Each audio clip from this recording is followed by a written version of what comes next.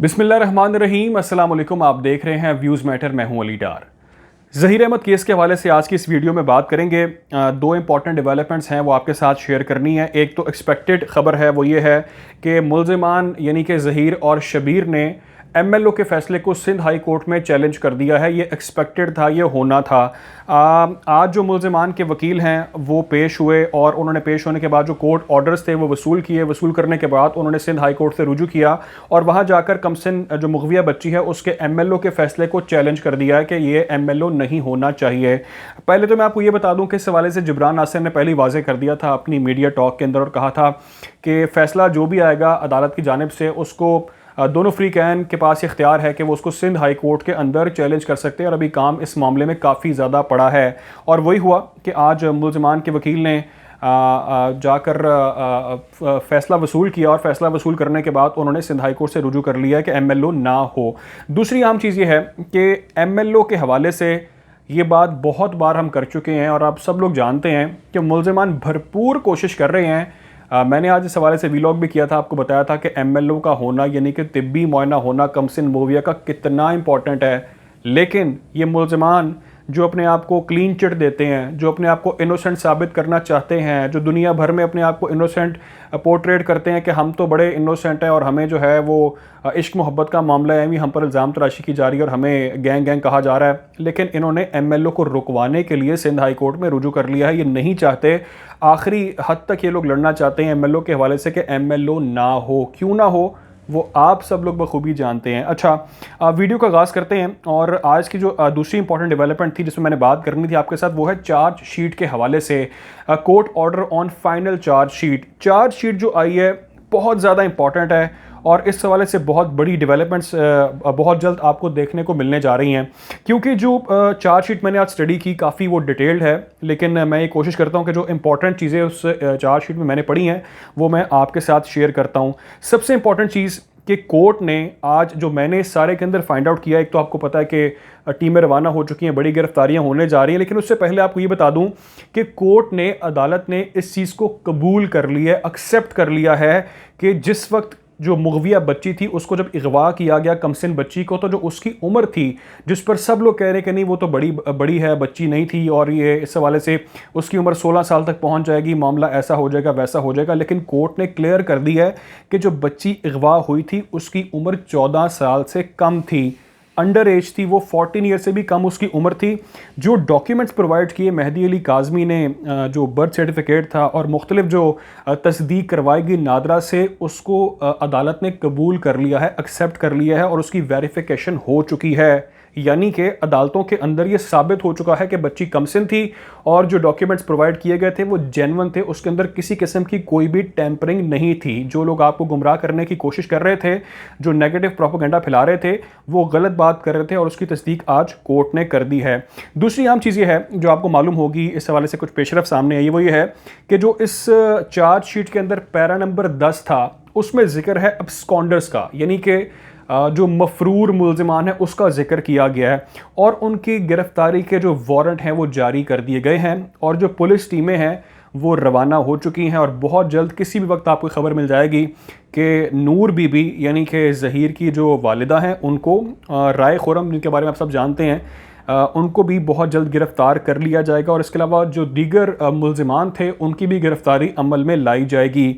अब नूर बीबी के बारे में आप सब जानते हैं कि वो अब्सकॉन्डर हैं, यानी कि वो मफरूर हैं। अब मफरूर वो होता है जिसके बारे में कुछ इल्म ना हो कि वो कहाँ भाग गया, किधर गायब हो गया।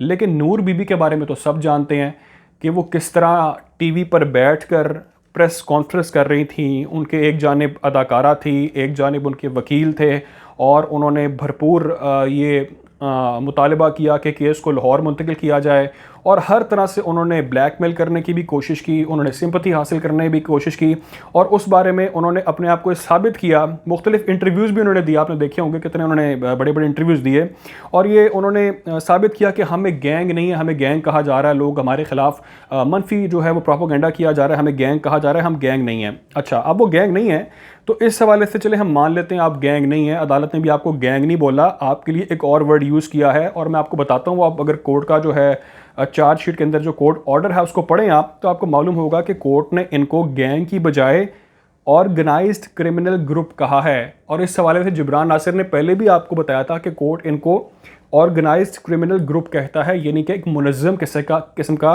ऑर्गेनाइज्ड एक क्रिमिनल ग्रुप है ये, जो ये तमाम तर चीज़ें कर रहा है। अच्छा, अब इनके हवाले से होने क्या जा रहा है ये मैंने आपको बता दिया। टीमें रवाना हो चुकी हैं, बहुत जल्द गिरफ्तारी हो जाएगी, लाहौर के अंदर ही गिरफ्तारी अमल में आएगी और इनको नेक्स्ट पेशी जो होगी उस पर हर हाल में पेश करना है। ये कोर्ट के अहकामात हैं। अच्छा, अब ये अगर ये अक्यूज़ हैं और अगर ये पेश नहीं होते, अगर ये मफरूर होते हैं, भाग जाते हैं, अपने आप को रूपोश करने की कोशिश करते हैं, फिर क्या होगा? फिर ये होगा कि अगर ये नहीं आते और ये मफरूर हो जाते हैं तो इनको कोर्ट इश्तिहारी करार देगा।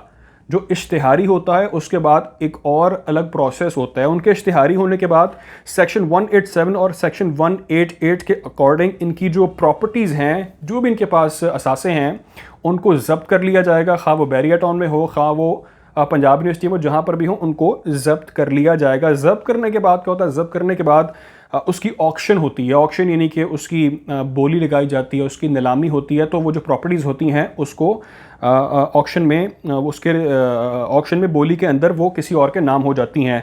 अगर फिर भी वो पेश नहीं होता तो पुलिस के ऊपर एक बहुत बड़ी रिस्पॉन्सिबिलिटी आयद हो जाएगी कि उन्होंने उसको हर हाल में, उस औरत को, उस बंदे को, जो दीगर मुल्ज़िमान हैं, उनको पेश करना है। ये पुलिस के लिए एक इम्तिहान बन जाएगा और सरजनिश फिर पुलिस की होगी, क्योंकि उनकी ज़िम्मेदारी है कि उन्होंने हर हाल में उनको कोर्ट में पेश करना है। अब एक और अहम चीज़ वो ये है कि इसके अंदर पैरा 7 जो मैंने स्टडी किया और डिस्कस किया मुख्तलिफ वकला के साथ, उसमें मुख्तलिफ सेक्शंस आयद की गई हैं कि किस किस सेक्शन के ज़रिए क्या क्या सज़ाएँ होंगी, क्या क्या इसके ऊपर प्रोसेस होगा, वो तमाम चीज़ें डिफ़ाइन की गई हैं। और पैरा नंबर 8 यानी कि इस ऑर्डर शीट में जो पैरा नंबर 8 है उसके अंदर ये कहा गया है कि जो एविडेंस होता है, जो सबूत होता है, अब उसको सामने लेकर आना होगा। क्योंकि अगर कोई इल्ज़ाम आयद कर रहा है, अगर कोई कह रहा है कि इसने ऐसे किया है, ऐसे किया है, उसको साबित करने के लिए प्रूफ्स दिए जाएंगे, दलाइल दिए जाएंगे और उसके ऊपर फिर पूरा बाकायदा ट्रायल होगा और इन इल्ज़ामात को कोर्ट के अंदर जज साहब के सामने साबित करना होगा। इसके अलावा एक और अहम चीज़ जो बहुत इंपॉर्टेंट है वो ये है कि अदालत ने 375 के लिए, यानी कि 375 का जो सेक्शन है उसके अंदर आपको मालूम है कि रेप की यानी कि जना की दिफा शामिल है, उसके लिए अदालत ने खुला ऑप्शन छोड़ दी है। यानी कि आपके लिए एक रास्ता ओपन छोड़ दिया है अदालत ने अपने इस पूरे ऑर्डर के अंदर।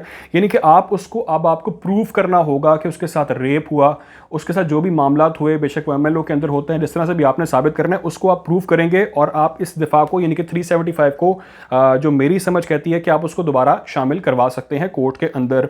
इसके अलावा एक और इंपॉर्टेंट चीज़ जो मैंने आपके साथ पहले भी जिक्र किया था वो ये है कि 364A और 364A मीन्स लस्ट, यानी कि अपनी हवस को मिटाने के लिए, हवस का आपने बच्ची को निशाना बनाया, उसको अगवा किया गया। और 368 यानी कि आपने अगवा करने के बाद उसको इल्लीगली तौर पर अपनी डिटेंशन में रखा, उसको अपने कब्ज़े में रखा, आपने उसको रिलीज़ नहीं किया और आपने उसका यानी कि अगवा की बच्ची को अपनी हवस का निशाना बनाया। और इसके अंदर मज़ीद और भी बहुत ज़्यादा चीज़ें इन्वॉल्व हैं, जिसमें ह्यूमन ट्रैफिकिंग यानी कि इंसानी स्मगलिंग का मामला है। और ये जो चार्जशीट है जो पुलिस ने अपनी फाइंडिंग्स दी हैं, ये बहुत बड़ी प्रॉब्लम क्रिएट करने जा रही है ज़हीर और शबीर के लिए। इनका बचना, अगर इसके ऊपर फेयर ट्रायल होता है और जो पुलिस अगर अपना अब बिल्कुल ऑनेस्टली काम करती है तो इनका बचना बहुत ज़्यादा मुश्किल हो जाएगा। दूसरी जानिब मैंने आपको बताया कि जो अपने आप को ये कहते हैं कि हम गैंग नहीं हैं, हम तो बड़े शरीफ लोग हैं, कुरान उठा रहे हैं आकर और मुख्तलिफ प्रेस कॉन्फ्रेंस कर रहे हैं, लोगों को सिंपैथी हासिल करने की ट्राई कर रहे हैं, लेकिन फिर भी बहुत ज़्यादा सवालात लोग इनसे कर रहे हैं कि अगर आप गैंग नहीं हैं तो आपने इतनी लोकेशन चेंज की, आपने इतनी सिम्स चेंज की, आपने इतनी गाड़ियों के नंबर्स के अंदर टेम्परिंग की और आपने क्या क्या हरबा इस्तेमाल नहीं किया। आपको अदालत ने बिल्कुल ठीक बोला है कि आप गैंग नहीं, आप सच्चे हैं, आप गैंग नहीं हैं, लेकिन आप ऑर्गेनाइज्ड क्रिमिनल ग्रुप हैं। उसको आप जो मर्ज़ी नाम दे दें, आप उसको कंपनी का नाम दे दें, आप उसको गैंग का नाम दे दें, आप उसको एक क्रिमिनल ग्रुप का नाम दे दें, आप उसको ग्रोह कह दें, आप जो कहना चाहते हैं कहें, लेकिन आपके बारे में ये तमाम चीज़ें प्रूफ कर रही हैं।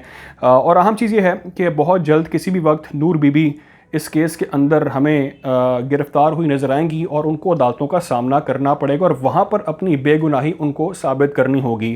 खैर, कोशिश करेंगे कि जो भी अहम डेवलपमेंट आती है आपके साथ वो इस तरह ही शेयर की जाए। अपना ख्याल रखें, दुआ में याद रखें। अल्लाह हाफ़िज़।